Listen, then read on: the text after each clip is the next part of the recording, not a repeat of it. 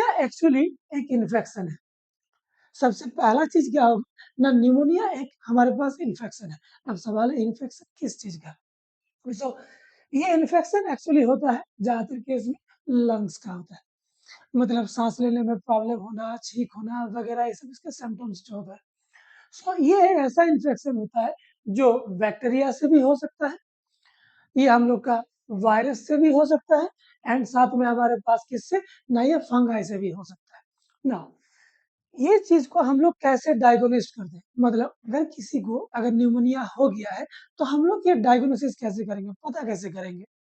तो इसके लिए हम लोग के पास कुछ फिजिकल एग्जामिनेशन होगा, साथ में हम लोग क्या कर सकते हैं, ब्लड टेस्ट भी कर सकते हैं, एंड साथ में हम लोग स्प्यूटम का, यानी एक्चुअली जो मिक्सचर होता है हमारे पास मुंह में सलाइवा का, एंड साथ में जो हमारा लंग्स के हो जो म्यूकस वगैरह होते हैं, सो म्यूकस एंड हमारे पास सलाइवा का जो मिक्सचर होता है दैट इज स्प्यूटम, इसका भी हम लोग टेस्ट करके निमोनिया जांच कर सकते हैं। ओके, नाउ निमोनिया के इफेक्ट्स कैसे हो सकते हैं ना, निमोनिया का इफेक्ट जो होता है वो माइल्ड से लेकर के फैटल होता है, मतलब वो कभी कभार ही फैटल होता है। जनरली वो कैसा होता है ना, बहुत ज्यादा भी नहीं, बहुत कम भी नहीं इसका इफेक्ट होता है। ओके, नाउ निमोनिया के बारे में अगर हम लोग देखें तो इसमें हम लोग को पेशेंट को किस तरह का फीलिंग्स होता है, तो इसमें फीवर आता है, बुखार आएगा, चिल्स, ठंडा ठंडा लगेगा, शॉर्टनेस ऑफ ब्रीथ, मतलब सांस बहुत जल्दी जल्दी लेना वगैरह होगा। ओके,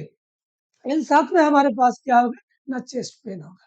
नाउ अब हमारे पास देखेंगे it can be treated with certain antibiotics. क्या निमोनिया का ट्रीटमेंट एंटीबायोटिक से हो सकता है, तो ऑब्वियसली हो सकता है।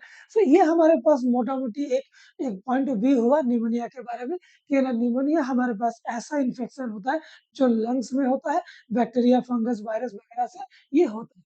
ओके, निमोनिया का इफेक्ट एरिया यानी लंग्स को एक बार देख लेते हैं, इफेक्ट होने के बाद क्या होता है। सो ये हमारे पास ह्यूमन रेस्पिरेटरी सिस्टम का एक डायग्राम है। हम लोग देख सकते हैं ये हमारे पास एक लंग है और ये दो लंग्स में से एक ठोका यहाँ पे एक व्यू दिया हुआ है। हम लोग जानते हैं इस जगह में ब्रोंकाइल ट्यूब्स यानी अल्वोलाई वगैरह होता है। सो कोई इंसान अगर नॉर्मल है, अगर उसे निमोनिया नहीं है, तो उसका इस तरह से हमारे पास अल्वोलाई दिखता है। हम लोग देख सकते हैं ना, इस जगह में कोई पानी म्यूकस वगैरह नहीं भरा हुआ है। लेकिन अगर किसी इंसान को निमोनिया हो गया है, सो निमोनिया में क्या होता है, इस जगह हम लोग देख पा रहे हैं ना, पूरा एक लिक्विड भरा हुआ है। नॉर्मल हमारे पास निमोनिया अगर ना हो तो इस तरह से हमारे पास एल्वोलाई दिखता है और अंदर में कोई भी हमारे पास लिक्विड नहीं होता। लेकिन अगर किसी को निमोनिया हो गया है तो उसके लंग्स में इस तरह के हमारे पास लिक्विड भर जाता है। ओके,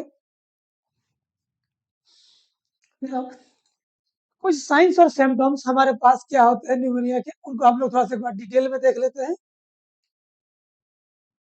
ना। अगर किसी इंसान को, किसी भी पेशेंट को अगर निमोनिया हो जाए तो उसके लक्षण क्या होंगे, यानी सिम्टम्स क्या होंगे। तो सबसे पहले हम लोग देख सकते हैं कफ होगा।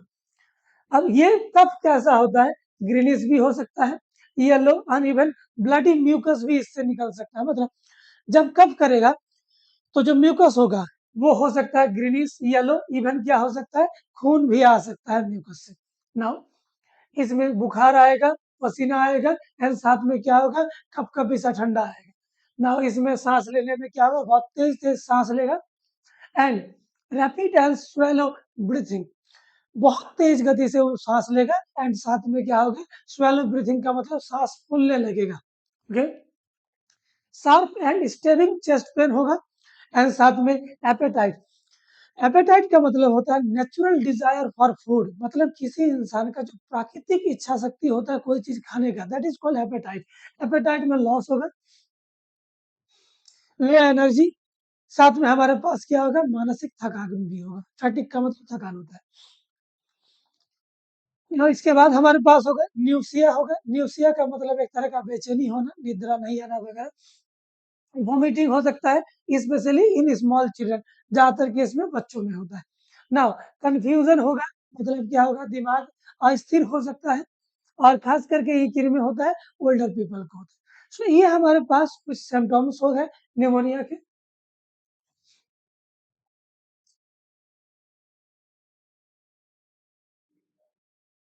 अब हमारे पास न्यूमोनिया का जांच कैसे होता है? सो न्यूमोनिया का हम लोग का जांच बहुत तरीके से कर सकते हैं। जैसे सबसे पहले हमारे पास क्या हो जाएगा, ब्लड टेस्ट से।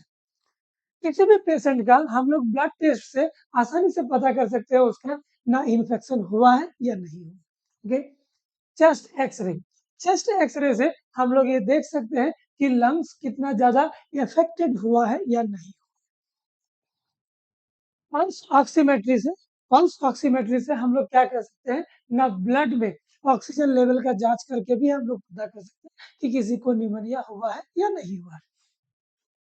स्प्यूटम टेस्ट हम लोगों ने अभी डिस्कशन किया। स्प्यूटम का मतलब क्या होता है, एक मिक्सचर होता है, सलाइवा भी होता है, साथ में म्यूकस भी होता है, तो इसके मिक्सचर को हम लोग क्या कहते हैं, स्प्यूटम।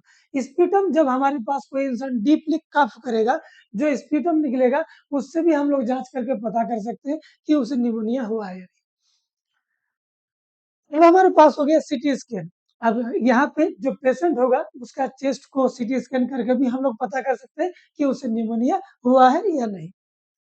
एंड हमारे पास आर्टेरियल ब्लड गैस टेस्ट से भी किया जा सकता है पता। एंड हमारे पास प्लूरल फ्लूइड कल्चर से भी पता किया जा सकता है।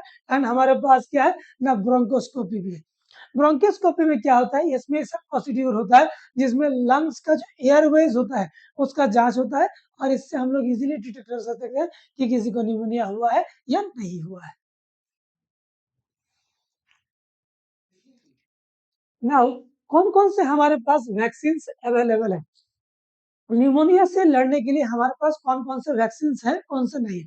सो हम लोग देखते हैं कौन कौन से हमारे पास इनिशिएटिव्स भारत सरकार ने लिया उठाए हैं। पहला है न्यूमोकोकल कॉन्जुगेट वैक्सीन।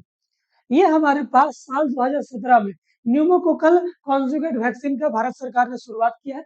हालांकि इसे फेज्ड मैनर में शुरू किया गया है, और खास करके किन में ना, भारत के 5 ऐसे राज्य जो निमोनिया से बहुत ज्यादा अफेक्टेड रहते हैं उनमें ये शुरू किया गया। वो कौन कौन से हैं, बिहार, हिमाचल, मध्य प्रदेश, राजस्थान एंड उत्तर प्रदेश। ओके, ना ये एक पार्ट है किस चीज का, यूनिवर्सल इम्यूनाइजेशन प्रोग्राम का। यूनिवर्सल इम्यूनाइजेशन प्रोग्राम जो भारत सरकार ने शुरू किया है, इसके तहत ही हम लोग का न्यूमोकोकल कॉन्जुगेट वैक्सीन प्रोग्राम भी शुरू किया गया। अब नाउ हम लोग देखते हैं हमारा भारत में न्यूमोनिया से हम लोग को किस तरह का परेशानी है ना। भारत में ये देखा जाता है करीबन 14% डेथ बच्चों का, 5 साल के नीचे का जो बच्चों का जो मृत्यु दर है, और वह मृत्यु दर में कम से कम 14% मृत्यु निमोनिया के कारण बच्चों का होता है। ये भारत का आंकड़ा है ना। तो भारत सरकार ने और भी बहुत सारे इनिशिएटिव उठाए निमोनिया को कंट्रोल एंड कर्व करने के लिए। कौन कौन से हैं, जैसे कि सांस है, IAPPD है एंड GAPPD है। इनका फुल फॉर्म क्या है ना, सांस का हम लोग देख पा रहे हैं, social awareness and action to neutralise pneumonia successfully. And IAPPD का है, integrated action plan for prevention and control of pneumonia and diarrhoea. And हमारे पास GAPPD क्या है ना, World Health Organization and UNICEF had launched global action plan for pneumonia and diarrhoea से संबंधित disease को रोकथाम करने का प्रोग्राम है। ओके, अब हम लोग आते हैं जो हम लोग का मेन यहाँ पे सेगमेंट है, जो अभी चाइना से कोरोना वायरस के बाद जो ये निमोनिया बाहर आ रहा है, मतलब निमोनिया का जो खबर फैल रहा है, उसी को लेकर के ये डिस्कशन अभी जो होने वाला है ना।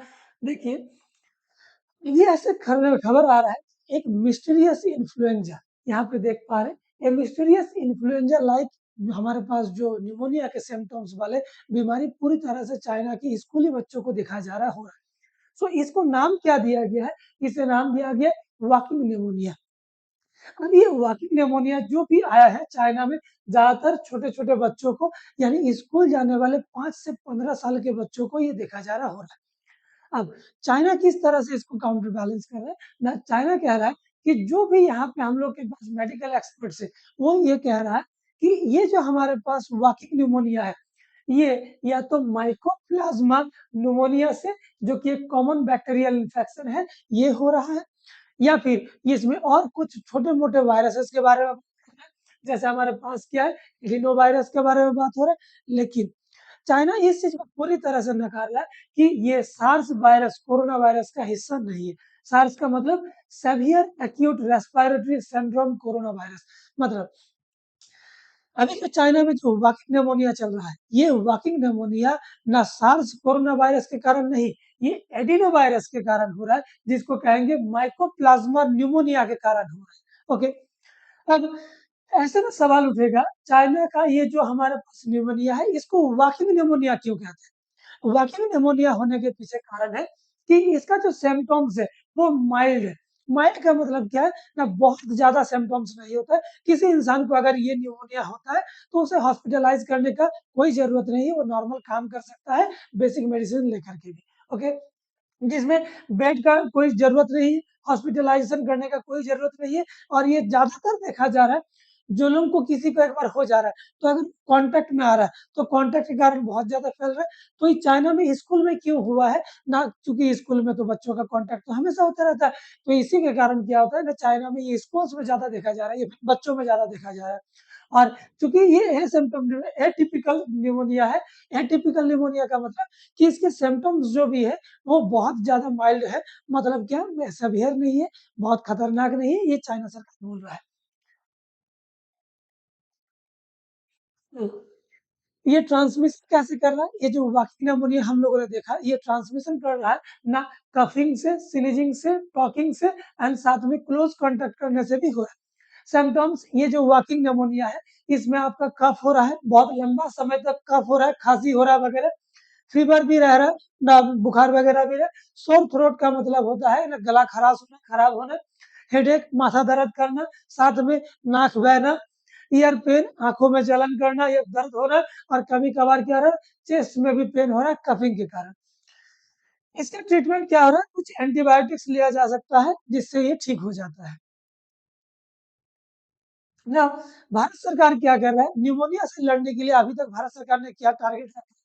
ना भारत सरकार ने ये टारगेट रखा है कि 2025 तक भारत में निमोनिया से होने वाले मृत्यु दर को कम करना है। तो कितना करना है? ना प्रति 1000 जो बच्चे पैदा होते हैं, उनमें से 3 या 3 से नीचे जैसे निमोनिया से डेथ हो, ये भारत सरकार का टारगेट है। मतलब अभी अगर बहुत ज़्यादा डेथ हो रहा है, प्रति 1000 में जितना भी डेथ हो रहा है, उसे क्या करना है ना, 1000 बच्चे जो जन्म लेंगे, उसमें 3 या उससे भी नीचे बच्चे मृत्यु हो, मरे ऐसा तो कोई चाहेगा नहीं मृत्यु हो, किंतु जो मृत्यु रेट है, उसे 3 से नीचे लेके आने का कोशिश किया जा रहा है, प्रति 1000 में। ना इसके लिए भारत सरकार 2014 से ही इंटीग्रेटेड एक्शन प्लान चला रहा है, ना कि प्रिवेंशन एंड कंट्रोल कर सके न्यूमोनिया को। याद है ना, भारत सरकार 3 से नीचे लेके आना चाहता है न्यूमोनिया रेट को। अब 3 से नीचे लेके आने का मतलब क्या हो रहा है कि ना, ये भारत सरकार का टारगेट है। अब भारत सरकार जो कोशिश कर रहा है कि इससे ज़्यादा जैसे मृत्यु ना हो, क्योंकि 15% डेथ जो भारत में होता है, वो बच्चों का न्यूमोनिया के कारण होता है। ओके? अब ऐसे में हम लोग को ये समझना होगा कि कोरोना वायरस के समय डब्ल्यूएचओ के द्वारा जो भी एक्शन उठाए गए थे, कहीं न कहीं वो संदिग्ध था। इसीलिए अमेरिका का रिटेलिएशन हुआ था, डोनाल्ड ट्रम्प का हम लोग जानते हैं डब्ल्यूएचओ के साथ किस तरह से उस समय टेंशन हुआ था। लेकिन हम लोग को ये समझना होगा डब्ल्यूएचओ का रोल क्या है? ना सबसे पहले जानते हैं यूनाइटेड नेशन का ये एक ऑर्गन है। ऑर्गन जिसका हेडक्वार्टर कहाँ पे? स्विट्ज़रलैंड के जेनेवा में। अब ये डब्ल्यूएचओ का स्थापना कब हुआ था? 1948 में, वर्ल्ड हेल्थ ऑर्गेनाइजेशन। ओके, अब इसका काम क्या होता है? जो भी मेंबर कंट्रीज़ होते हैं, उन मेंबर कंट्रीज़ में ना मेडिकल हेल्थ संबंधित अवेयरनेस, साथ में प्रिवेंशन, कंट्रोल करना डिजीज़ वगैरह, और किसी जैसे कोरोना वायरस जैसा अगर बीमारी कहीं पे उत्पन्न होता है, इसको रोकथाम करना, इसके अवेयरनेस फैलाना और लोगों व सरकारों को जागरूक करना।